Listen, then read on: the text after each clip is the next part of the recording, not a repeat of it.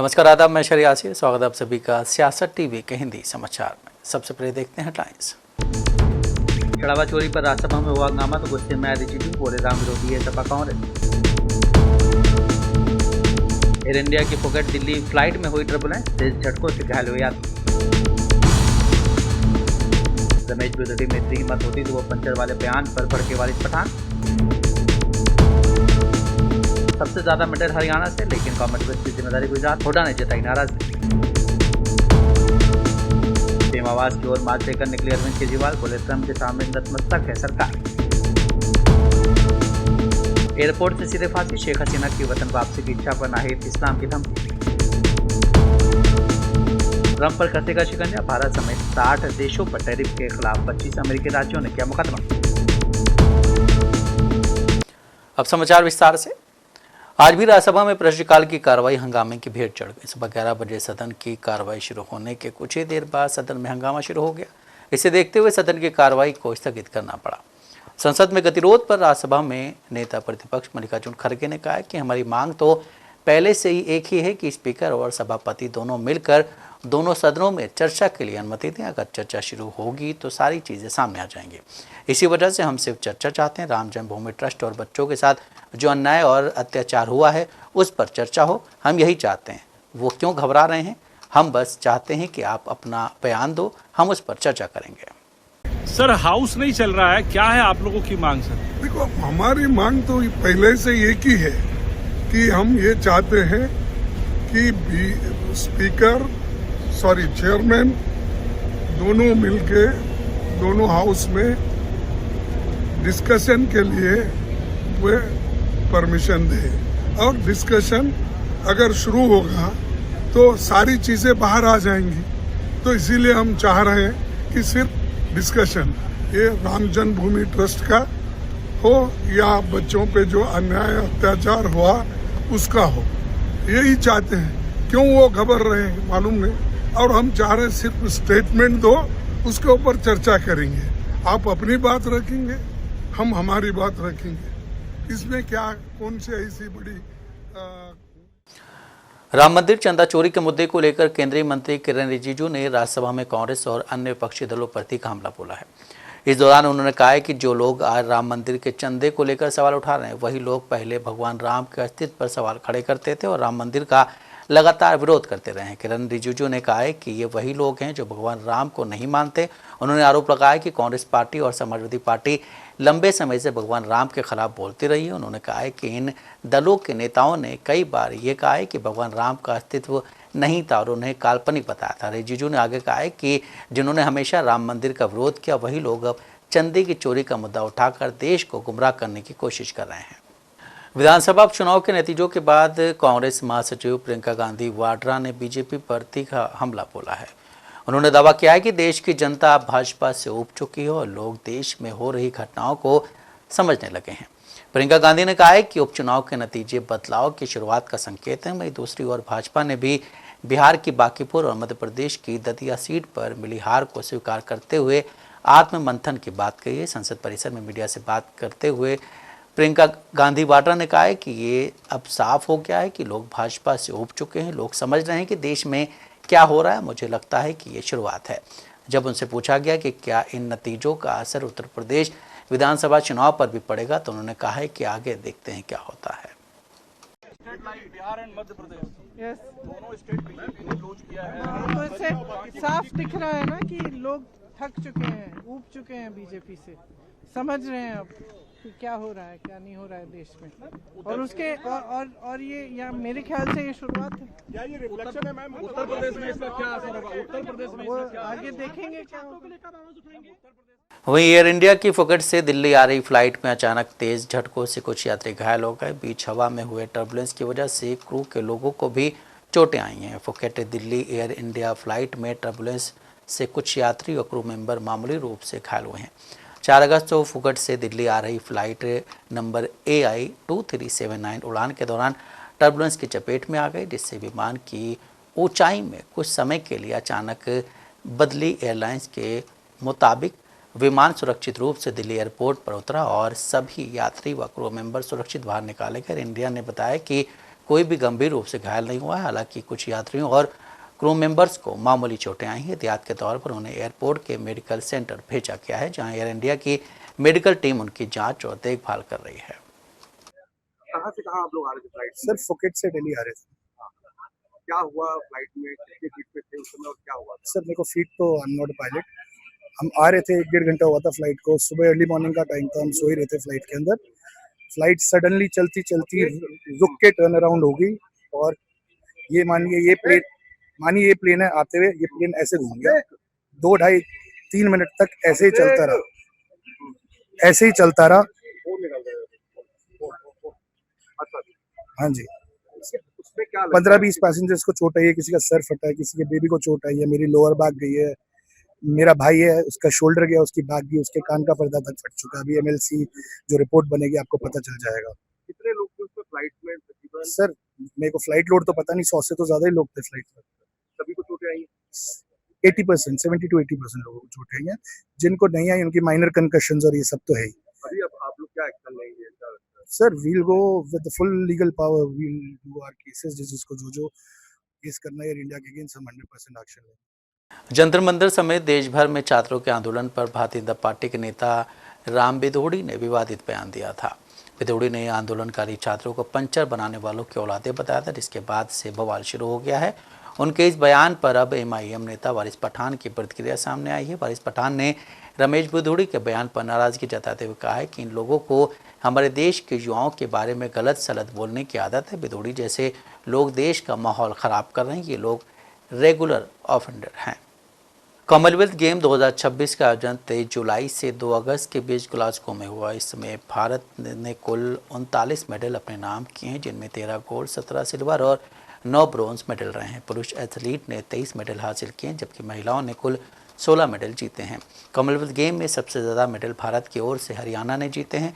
अब कॉमनवेल्थ की जिम्मेदारी गुजरात को दी गई है। इसको लेकर दीपेंद्र हुड्डा ने नाराजगी जताई। उन्होंने राज्यवार मेडलों की लिस्ट साझा की और गुजरात को जिम्मेदारी मिलने पर प्रतिक्रिया भी दी है।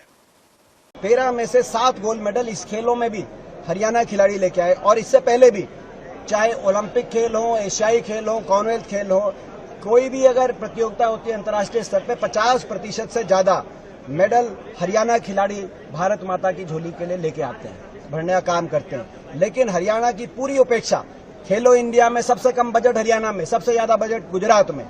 और अब अगर इतनी बड़ी प्रतियोगिता का मेजबानी का अवसर भारत देश को मिला है तो वो भी केवल एक अहमदाबाद में और गुजरात में, और हरियाणा में का कोई उसमें हिस्सेदारी नहीं। क्योंकि हम अभी तक तो सरकार से अपील कर रहे थे कि 2030 के कॉमनवेल्थ खेल और 2036 के ओलंपिक खेल की मेजबानी का मौका अगर भारत को मिले तो साथ में उसमें हरियाणा को शामिल किया जाए।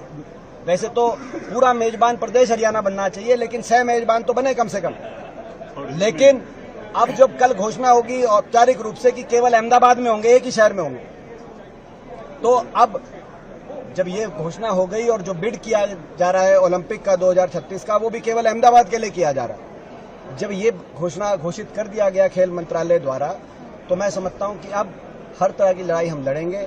संसद में अभी तक तो हम सरकार से अपील कर रहे थे, लेकिन अब सरकार ने हमारी अपील खारिज कर दी, जिसका फैसला कल ग्लासगो में सुनाया गया और कहा गया केवल अहमदाबाद में होंगे।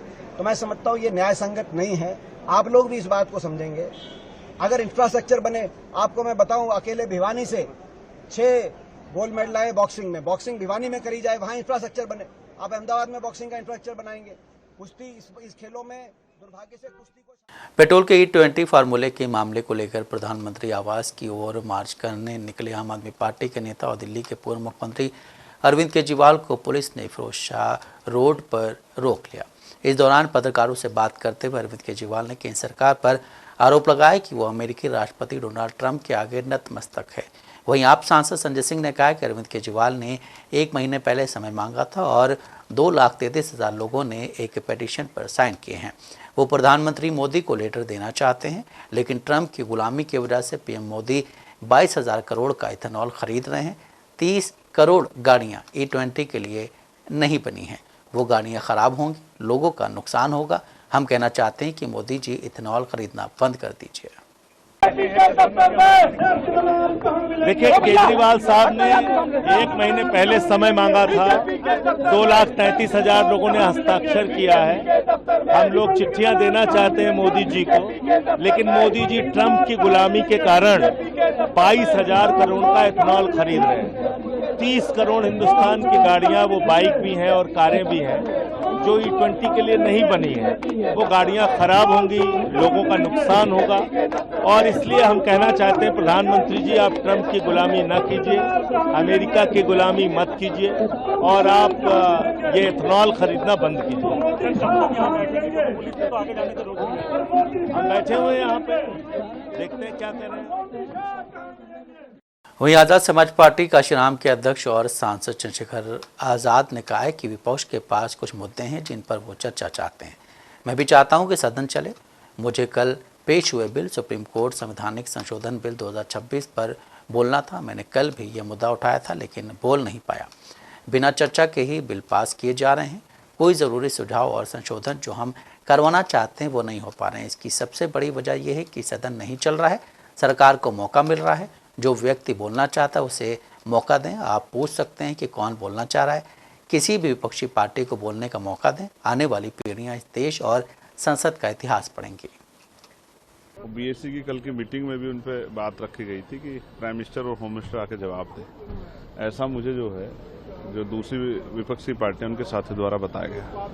मैं भी ये चाहता हूं कि हाउस चले।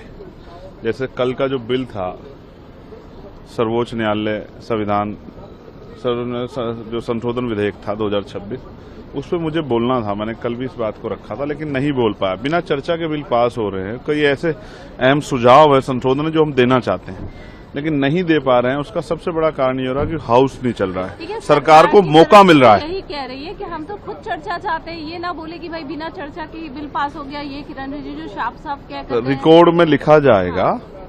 बहुत सारे संशोधन विपक्ष के लोग देते हैं। ये नहीं बोल रहे हैं जो बोलना चाह रहा। आप खुद को भी तो ना नैतिकता के आधार पर भी ले जाओ। जो बोलना चाह रहा है उसको तो मौका दे दो ना भाई। आप पूछ लो कौन बोलना चाह रहा है। जो विपक्ष से जो पार्टी बोलना चाह रही है उसको तो मौका दे दो ना। कम से कम रिकॉर्ड में तो आया कि कोई तो था जो इसने संशोधन दिया या विपक्ष इसने वो किया। आप तो ये भी नहीं कर रहे हो। आप तो सीधा पास करा दे। आप उनको आधार बना रहे हो।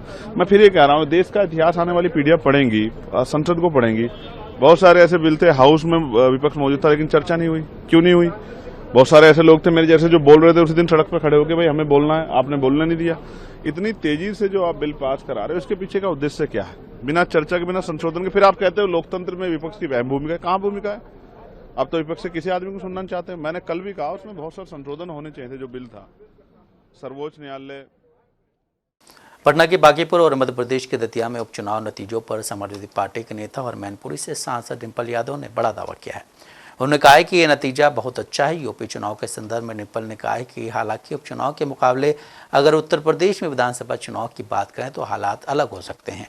सपा नेता ने कहा है कि ऐसे अच्छे हालात बन सकते हैं, लेकिन एक पार्टी के तौर पर हम पूरी तरह तैयार हैं। इससे पता चलता है कि लोगों में कितना गुस्सा है और वो सरकार से कितना नाखुश है। इससे पहले डिम्पल यादव ने राम मंदिर चढ़ावा चोरी पर बात की। संसद परिसर में पत्रकारों से उन्होंने कहा है कि मुझे लगता है कि जो चोरी हुई है उससे हम आम आदमी सब नाराज हैं और हम इस पर चर्चा चाहते हैं, लेकिन सरकार इस पर चर्चा नहीं करना चाहती है। सब लोग सरकार से डर रहे हैं। कहीं ना कहीं जो ये चोरी हुई है, चंदा की चोरी, तो ये कहीं ना कहीं मैं समझती हूँ हर आम लोगों में आक्रोश है इस बात का। और हम चाहते हैं कि सदन में चर्चा हो, लेकिन सरकार चर्चा नहीं कराना चाहती है। तो लोग चाहते थे कि ये देश का पैसा है, लोग चाहते थे कि सही ढंग से इसका प्रयोग हो, तो वो नहीं हो पाया। कहीं ना कहीं हजारों करोड़ रुपए लूट लिए गए हैं। अभी तो ये भी नहीं पता कितने लुटे हैं। मतलब जब से स्थापना हुई, जब ये मंदिर बना, उसे कंस्ट्रक्शन में भी अब उंगलियां उठाई जा रही है। जमीनों को लेकर उंगलियां उठाई जा रही है, दान पात्रों को लेकर उंगलियां उठाई जा रही है। तो कहीं ना कहीं ये देश की धरोहर है और मैं समझती हूँ सरकार को उसको बहुत सीरियसली लेना चाहिए। दतिया और बांकीपुर में जो रिजल्ट आया है उसको किस तरह से आप लोग देख रहे हैं, और क्या ये यूपी के लिए एक तरह से वो होगा आने वाले समय में? बहुत ही अच्छा रिजल्ट है, लेकिन रिस्पेक्टिव ऑफ दैट, क्योंकि ये उपचुनाव था और यूपी का रेगुलर चुनाव होगा, तो उसमें अलग परिस्थितियाँ हो सकती है, इससे भी अच्छी परिस्थितियाँ हो, लेकिन एज अ पार्टी हम लोग पूरी तैयारी। उत्तर प्रदेश विधानसभा का मानसून सत्र सोमवार यानी 3 अगस्त से शुरू हो चुका है। आज सत्र का दूसरा दिन है। दूसरे दिन योगी आदित्यनाथ सरकार अनुपूरक बजट पेश करेगी। अनुपूरक बजट पेश होने से पहले सियासी घमासान शुरू हो गया है। इस बीच सपा नेता शिवपाल यादव की प्रतिक्रिया सामने आई है। शिवपाल यादव ने एक पोस्ट में लिखा है कि जिस सरकार से अपना मूल बजट ही 30 से 50% तक खर्च नहीं हो पाया है, वो अब अनुपूरक बजट के नाम पर अपनी नाकामी छिपाने निकली है। उन्होंने आगे लिखा है कि प्रभु राम के नाम पर राजनीति की सबसे ऊंची चोटी बनाने वाली बीजेपी बताए अब रामलला के दरबार में चढ़ावे को लेकर उठे सवालों और कथित गड़बड़ियों पर भी जवाबदेही तय नहीं हो पाई, तब प्रदेश के खजाने की जवाबदेही पर जनता कैसे भरोसा करे। क्या ये बजट, ये देखिए चंदा चोरी, चढ़ावा चोरी, बजट चोरी और ये बजट का 30% से ज़्यादा खर्च नहीं कर पाए। तो ये बजट आ रहा है अपनी नाकामी छिपाने के लिए। और इन्होंने देखे चंदा चोरी, चढ़ावा चोरी और बजट चोर सरकार है। तो ये देखिए अपनी नाकामी छिपाने के लिए पूरा का पूरा बजट है। बिहार की बागीपुर विधानसभा सीट के उपचुनाव में भारतीय जनता पार्टी की हार के बाद राष्ट्रीय जनतांत्रिक गठबंधन के भीतर हलचल तेज हो गई है। अब इसको लेकर जनता दल यूनाइटेड के सूत्रों ने बड़ा दावा किया है। जेडीयू सूत्रों का कहना है कि बागीपुर के उपचुनाव नीतीश के चेहरे के बगैर लड़ा गया। बिना नीतीश के चेहरे की वजह से यह चुनाव नतीजा आया है। जेडीयू विधायक अनंत कुमार ने कहा है कि इसमें कोई भी नेता न जीतता है न हारता है, जनता जिसको जिताती है वो जीतता है। उन्होंने राज्यसभा सांसद नीतीश कुमार की गैर मौजूदगी पर कहा है कि सभी तरफ नीतीश कुमार की ही चर्चा है कि हमने उन्हें वोट दिया और उन्हें बीच में हटा दिया गया है। इस बात में दम नहीं है। अभी जहां भी चुनाव होगा वहां यही हाल होगा। जनता नाराज है कि हम लोग किसके नाम पर वोट देते हैं और बीच में वो लोग बदला बदली कर देते हैं। नीतीश कुमार के सगरों चर्चा पब्लिक में यह है कि नीतीश कुमार के हम लोग वोट दिए, नीतीश कुमार के बीच में हटा दिया। जिसमें बात में दम है नहीं, ये कुल अपना प्लानिंग से हटे हैं, लेकिन पब्लिक में है कि हटा दिया गया है। अभी जहां भी इलेक्शन होगा तो हाल ये होगा। पब्लिक का गुस्सा है कि मुख्यमंत्री बनाते हैं केकड़ा, बना देता है केकड़ा। पब्लिक नाराज है। हाँ, पब्लिक नाराज है कि हम लोग वोट केकर नाम पर देते हैं और बीच में वो अपना बदला बदली करता है। बांग्लादेश के पूर्व प्रधानमंत्री शेख हसीना अगस्त 2024 से भारत में रह रही हैं। सत्ता से हटाए जाने के बाद से वो भारत में ही हैं। शेख हसीना ने कहा है कि वो इस साल दिसंबर तक अपने देश लौटना चाहती हैं।